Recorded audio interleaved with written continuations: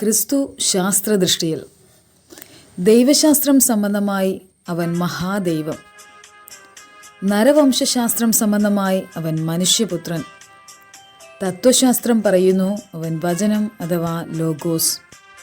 ഊർജശാസ്ത്രം അവൻ സർവശക്തൻ, പുരാവസ്തുശാസ്ത്രം യേശു യുഗങ്ങളുടെ പാറ, ജീവശാസ്ത്രം യേശു നിത്യജീവൻ, ജന്തുശാസ്ത്രം സംബന്ധമായി